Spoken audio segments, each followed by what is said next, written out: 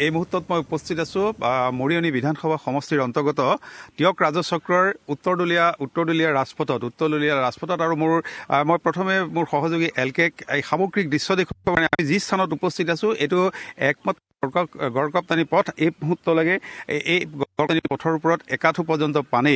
আৰু এই কথা ক'ব লাগিব, পানী কালিলৈকে নদীৰ জলপৃষ্ঠ সেয়া টিয়ক নদীয়ে হওক বা জাঁজি নদীৰ জলপৃষ্ঠই হওক কিছু হ্ৰাস পাইছিল যদিও ৰাতিৰ পৰা পুনৰ জলপৃষ্ঠ বৃদ্ধি পোৱাত এই অঞ্চলৰ ৰাইজৰ মাজত পুনৰ এক আশংকাই দেখা দিছে যে যিকোনো সময়ত তেওঁলোকৰ ভেটি কিছু পৰিমাণে ওলাইছিল যদি পুনৰ সেই ভেটি পুনৰ পানীৰ তলত গৈছে আৰু যাৰ বাবে তেওঁলোকে নিৰাপদ স্থানলৈ গৈছে। আৰু আটাইতকৈ দুৰ্ভাগ্যজনক কথা যে এই অঞ্চলৰে এগৰাকী মহিলাৰ আজিৰ কিছু সময় পূৰ্বে মৃত্যু হৈছে আৰু সেই মৃতদেহ এতিয়া সৎকাৰ কৰিবলৈ আচলতে কোনো ধৰণৰ ওখ ভেটি নাই বা মাটি নাই, সকলো পানীৰে প্লাবিত হৈ আছে। যাৰ বাবে সেই যিগৰাকী মহিলাৰ মৃত্যু হৈছে সেই মহিলাগৰাকীৰ পৰিয়ালৰ আমি যি স্থানত আছোঁ সেই স্থানৰ সমগ্ৰ মাটি তেওঁলোকৰে, কিন্তু সমগ্ৰ মাটি যিহেতু এতিয়া পানীৰ তলত সেই সৎকাৰ কৰিবলৈ কোনো ব্যৱস্থা নাই, যাৰ বাবে এম্বুলেঞ্চ মাতিছে, ইয়াৰ পৰা যোৰহাট শ্মশানলৈ তেওঁক সৎকাৰৰ কাৰণে লৈ নিয়াৰ ব্যৱস্থা কৰিছে। আটাইতকৈ দুখজনক কথা ৰাজীৱ যে এনেধৰণৰ পৰিৱেশে বিৰাজ কৰিছে। এই মুহূৰ্তত এগৰাকী মহিলা আছে। বাইদেউ, আপোনাৰ ঘৰ এতিয়া পানীৰ তলত? মোৰ পানীৰ তলত নাই, মোৰ বাউণ্ডেৰীতহে পানী হৈছে। আমাৰ তিনিআলিটোৰ ওচৰতে ঘৰ। এতিয়া বাউণ্ডেৰীত পানী শুকাইছিলে, আকৌ এতিয়া ভৰ্তি হৈ গ'ল আৰু ভিতৰত সোমোৱা নাই। খালি এই অঞ্চলৰ মানুহ দেখিছো অৱস্থা চবৰে সংকটজনক অৱস্থাত আছে। খাদ্য সামগ্ৰী যোগান ধৰা হৈছে নে? কালি পাইছিলে। কিমান দিন এনেকুৱা ধৰণৰ এই পৰিৱেশ? কেইদিন? 4-5 দিন হৈ গ'ল আজি। আৰু খাদ্য সামগ্ৰী কালিহে আহিছে?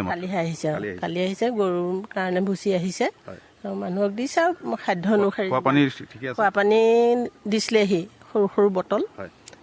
বটলে এদিন যায়হে আৰু যাই কি নহওক, মানে 4-5 দিনৰ মূৰত কালি আহিছে পানী বটলো এটা দিছে। এনেকুৱা ধৰণৰ পানী বটল ঘৰে প্ৰতি 5টাকে দিছে। কোনোবাই পাইছে, কোনোবাই নাই পোৱা, তেনেকুৱাও হৈছে। অতাকে নাই, এইটো অলপ ডাঙৰ। উত্তৰদুলীয়া দক্ষিণ দুলীয়া দুটা আছে ভাগ। দক্ষিণ দুলীয়াটো জনসংখ্যা বেছি, বস্তু আহে কম, তেনেকুৱা গণ্ডগোল হোৱা নাই বাৰু। যি পাইছে তাকে সন্তুষ্ট হৈছে আৰু। মই পুনৰ সহযোগী এলকেক দেখুৱাবৰ কাৰণে অনুৰোধ জনাইছোঁ। মই পুনৰ কৈছোঁ, আমি যিটো স্থানত আছোঁ সেই স্থান হ'ল উত্তৰদুলীয়া বগৰীগুৰি মিচিং গাঁৱৰ সংযোগী এটা পথ। প্ৰায় 20-25 কাৱৈমাৰীলৈকে এটা সংযোগী পথ। প্ৰায় 20-25খন গাঁৱৰ ৰাইজৰ অহা যোৱা কৰাৰ একমাত্ৰ পথ। আৰু পথটো এতিয়া পানীৰ তলত প্ৰায় 5-6 দিন ধৰি পানীৰ তলত আছে। আৰু এনেদৰে দেখা গৈছে যে সমগ্ৰ অঞ্চলটো প্লাবিত হৈছে, কৃষিভূমি প্লাবিত হৈছে। জিলা আয়ুক্তগৰাকী ইতিমধ্যে এক তথ্য প্ৰকাশ কৰিছে যে 16টাকৈ টিয়কত মুঠ 16টা আশ্ৰয় শিবিৰ আছে জিলাখনত। তাৰে আটাইতকৈ সৰহ আশ্ৰয় শিবিৰ টিয়কতে আছে। টিয়ক ৰাজচক্ৰৰ অন্তৰ্গত টিয়কত আছে 12টাকৈ আছে। আৰু এনেদৰে এতিয়া একমাত্ৰ সম্বল হৈ পৰিছে নাও। এই নাৱৰে তেওঁলোকে অহা যোৱা কৰিব লগা হয়। যি নিত্য ব্যৱহাৰ্য সামগ্ৰী, সেই সামগ্ৰী তেওঁলোকে বহুত দূৰৰ পৰা নাৱৰে কঢ়িয়াব লগা হৈছে। ঘৰৰ ভিতৰৰ যি সা সম্পত্তি, সেই সা সম্পত্তিসমূহ নাৱেৰে তেওঁলোকে ওখ স্থানলৈ আনিছে। আৰু এনেদৰে দেখা গৈছে যে এক বিধ্বস্ত এখন ছবি, আৰু যিখন ছবিৰ কিছু উন্নতি হোৱাৰ কালিৰ পৰা আশা আছিল, কিন্তু সেই আশা আকৌ নিৰ্বাপিত হৈছে। জাঁজি জলপৃষ্ঠ, টিয়ক নদীৰ জলপৃষ্ঠ পুনৰ বৃদ্ধি পাইছে। আৰু বৃদ্ধি পোৱাৰ লগে লগে দেখা গৈছে এই অঞ্চলৰ ৰাইজ পুনৰ শংকা হৈছে। নিশা নামি অহাৰ লগে লগে তেওঁলোকে উজাগৰি নিশা কটাব লগা হৈছে। দিনৰ ভাগত তেওঁলোকে পশুধনৰ লগত ওখ স্থানত থাকে। আৰু নিশা যিহেতু নিজৰ আপোন ঘৰখন এৰি তেওঁলোকে এনেদৰে ঘৰখন এৰি যিহেতু ৰাজপথত থাকিব লগা হৈছে, এনেধৰণৰ এক বিৰাজ কৰিছে। আৰু এই কথা ক'ব লাগিব যে কেৱল এই অঞ্চলৰে নহয়, বৃহত্তৰ টিয়ক ৰাজচক্ৰৰ অন্তৰ্গত যি বৃহৎ এলেকা, সেই এলেকাত ইতিমধ্যে এনে কোনো স্থান নাই যি স্থানত আচলতে পানী হোৱা নাই। আৰু এনে এক পৰিৱেশৰ মাজত জিলা প্ৰশাসনে যি ধৰণৰ খাদ্য সামগ্ৰী যোগান ধৰিছে, সেই খাদ্য সামগ্ৰী যোগান 2 বা 3 দিনৰ পিছত যদিও পাইছে যে পৰ্যাপ্ত নহয় বুলি ইতিমধ্যে অভিযোগ উঠিছে। আৰু এনে অৱৰ্ণনীয় পৰিস্থিতিৰ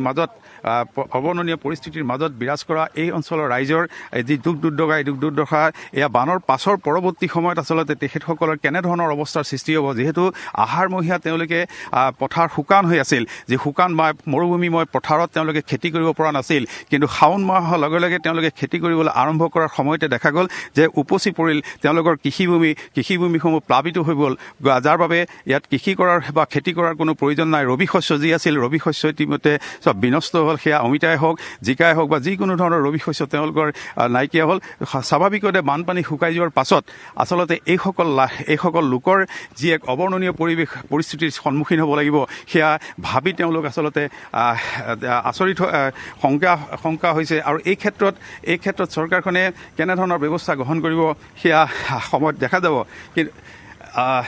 কিন্তু মই পুনৰ দেখুৱাইছোঁ যে ৰাজপথত এতিয়া নাৱৰ বাদে আৰু কোনো গত্যন্তৰ নাই আৰু নিশ্চয়কৈ আপোনাক ধন্যবাদ জ্ঞাপন কৰিছোঁ ৰিজু কুমাৰ শইকীয়া।